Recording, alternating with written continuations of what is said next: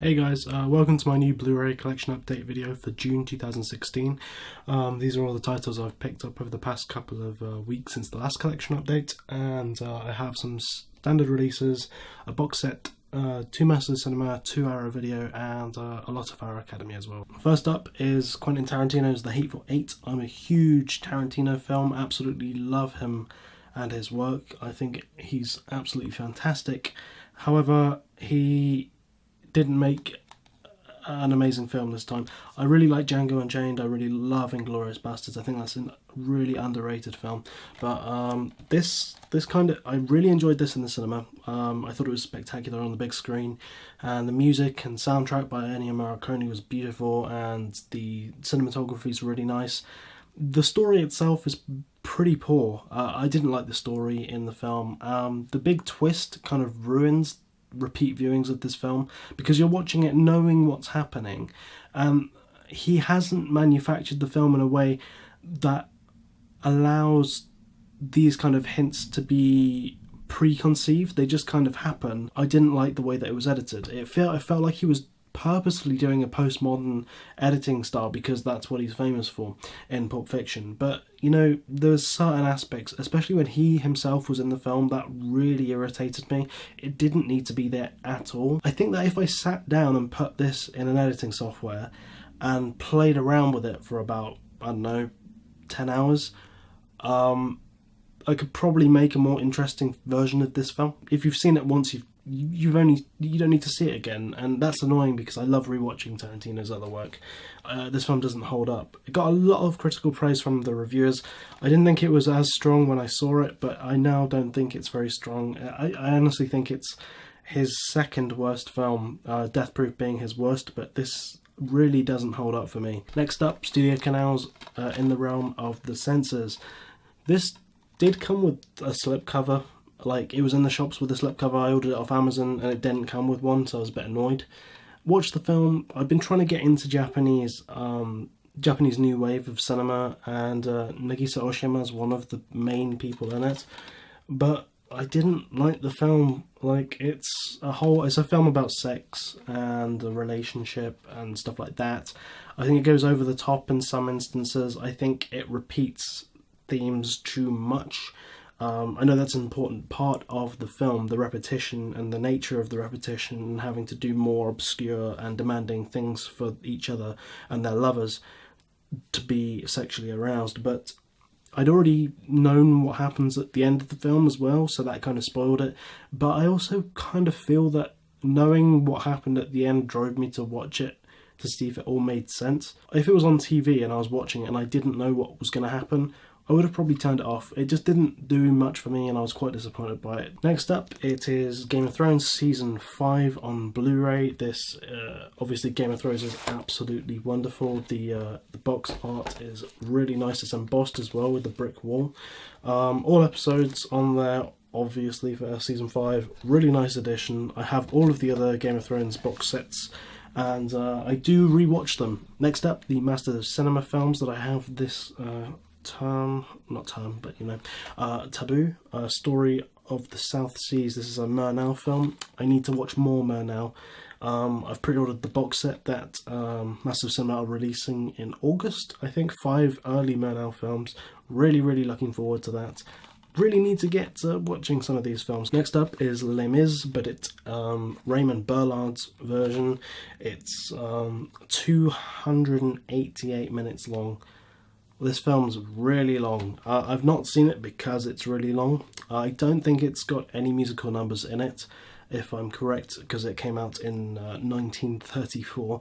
I don't know whether it actually has voice acting in it or dubbing because of the time period. I'm not sure whether it's a silent film or whether it has like voices because, of course, the jazz singer kind of introduced them in 1927, so it is feasible that they might have used voices, but I'm not completely certain. Really looking forward to actually checking this out. I've got his other film as well, Wooden Crosses.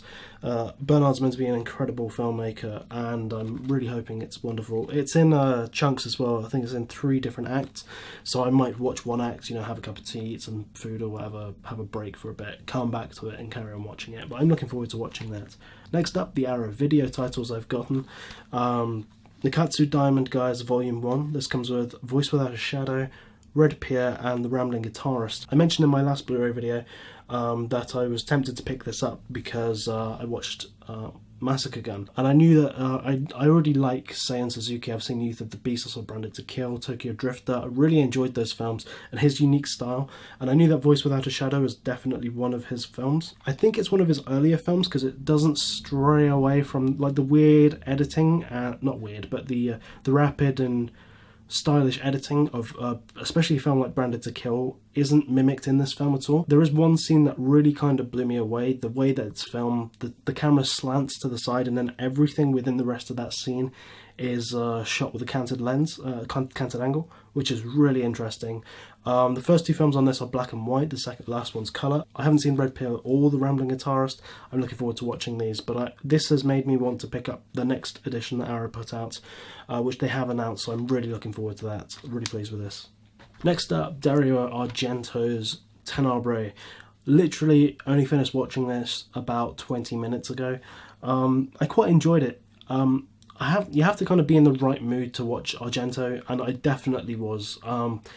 Really wasn't sure what to expect because I've seen The Cat of Nine Tails, and that's more of a crime-based film, and I've also seen Inferno and Suspiria and Phenomena, and they're all kind of weird, witchcrafty, just weird psychological kind of, not demon, but that kind of film.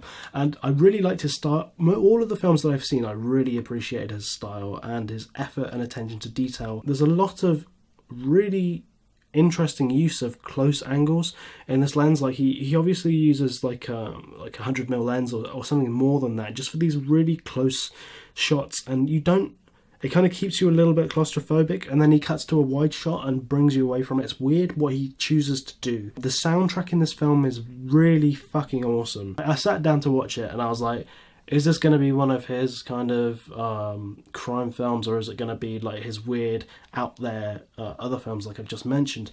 And the soundtrack comes in and you're like, this is like really, really cool. I don't know whether it works, but it's awesome. And I'm not sure whether it fit the mood of the film, because the film's quite serious. It's about a man who's writing a novel, and then there's a copycat killer who copies crimes from the novel. It's a fairly cliche kind of story, but I really enjoyed it. It's not incredible. I mean, the films that are on the Arrow video side aren't always like masterworks of cinema, but I do enjoy watching these Jello films, and I'm glad that I picked it up. Next up, the Arrow Academy titles I have picked up. There are quite a few here, so I'll try and get through them. First up is Sidney Lumet's Network. I've not seen this. I've heard wonderful things about it. I don't know whether it won awards. I know that it was nominated for quite a few. I haven't read the back of the box, so I'm not quite sure. It comes with a lot of special features. I haven't seen it, but I am looking forward to watching it at some point. Next up is the Manchurian Candidate. I don't know how to say that. Probably helps if I'd watched the film, John Frankenheimer film. A lot of special features with this. Obviously, all the releases have really nice special features. It comes with a booklet. That booklet artwork is the same artwork as the reverse sleeve if you want to reverse it. It comes with DVD and Blu-ray. I haven't watched it, but I will be watching the Blu-ray version. It's always nice to have a DVD as well. Very nice artwork. Really happy with this. Really looking forward to it. The only other John Frankenheimer film I've seen is Seconds, and that I really liked that film. I'm pretty sure that's Frankenheimer. Next up is another film I haven't seen, Sullivans Travels. This is meant to be an absolute classic of cinema. I believe it's a 30s film, maybe in the 1940s. I'm not quite sure. I know that Scorsese said that this was one of the greatest films ever made. Really looking forward to watch it. I'm sure that the transfer is going to be absolutely exceptional. A lot of special features, as all of them do have, but again, I'm really looking forward to watching this at some point. Next up, it's La Grande Bouffe, a film by Marco Ferreri. I've seen half of it. I sat down to watch it and got interrupted and then had to do something else, but the hour that I saw, I really enjoyed. I thought it was quite an interesting premise. I quite like the characters. They're all kind of unique and different in their own way, and it's nice to kind of see them talking to each other because they're all friends and just catching up and stuff like that. But it's essentially about a group of these four friends who meet up together in a mansion, and choose to eat themselves to death. But they also have a lot of prostitutes as well. There's quite a few special features. Comes with the booklet, of course, but I'm looking forward to finishing this off at some point. Last up, 3 titles to complete a collection within the Academy.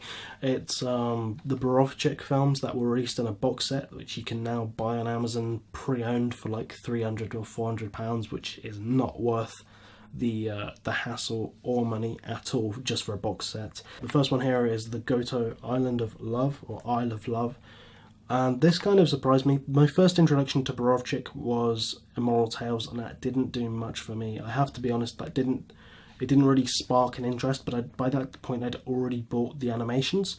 And so I kind of gave him a different second chance with his animated films and his early work, and that really interested me. His style and attention to detail and the way that he uses music in the films, and just his art design's really intriguing, and his messages in his films are really interesting. So I thought I'd give him another chance with Gotoh, and I'm really glad I did. I really enjoyed this film. Very simple film presence, simple story, executed very, very well. It's a nice little art house, foreign art house film. I was really quite blown away by it, because after watching Immoral Tales, I wasn't quite sure where Borovchik kind of goes to or from within his films, and this was like a breath of fresh air as well. It's all in black and white except for several shots which are in colour, and these shots are on like a close angle lens again, and it just pulls you out of the film being in black and white because you're used to it, and just highlights these pivotal kind of just shots, some of them moving, but it impacts the film, and then it adds layers to the way that you're watching it. It's just really interesting way of making films, and that's definitely something that I'm going to think about when I'm writing or creating new films in the future. Really pleased with this release, actually. I'd recommend it. This really surprised me. I'm very happy with that. Next up is another Borovchik film, Blanche. Sad to say that I wasn't as pleased with this as I was as Gotoh. Gotoh I found really, as I just said, refreshing, but Blanche, I watched it directly after Gotoh. Maybe I shouldn't have watched 2 of these kind of films back to back. I've only seen an hour of this film, but it didn't grab me at all. It was meant to give a good representation, accurate representation of the Middle Ages. I'm sure it does, but there wasn't much plot, or the acting's not particularly good. It's all overdubbed, and I could forgive Gotoh for the dubbing because of everything else in the film is really well made. I didn't really care for the characters. I've only seen an hour of it. I'm going to have to come back to this and watch it with a fresh mind. Last release here is the last Valerian Borovchik film in the 5-film collection. It's Weird Arrow have also released another Borovchik film, which isn't the same kind of design. It doesn't have a white spine, it doesn't have a number on it, which would have been nice. But that was The Strange Case of Dr. Jekyll and Miss Osborne, which I found quite interesting actually. It wasn't great, but I did quite like the style of it. Last up is Labette, or Labiste. The segment of this film is in Immoral Tales, and he kind of took that segment and expanded it into a full feature film. I've not seen this at all. I have seen the segment in Immoral Tales, and the segment really didn't do anything for me. I wasn't sure what he was trying to achieve. I didn't know what he was doing with it. I didn't understand why he was doing it, but hopefully the rest of this film will make sense of it. And I've heard that the sequence that's in Immoral Tales is a dream sequence. When I watched Immoral Tales myself, I took each segment as being literal and a different story to each person. If they were more of a dream sequence surrounding the sexual taboos and nature of sexuality, then maybe I'd enjoy it better.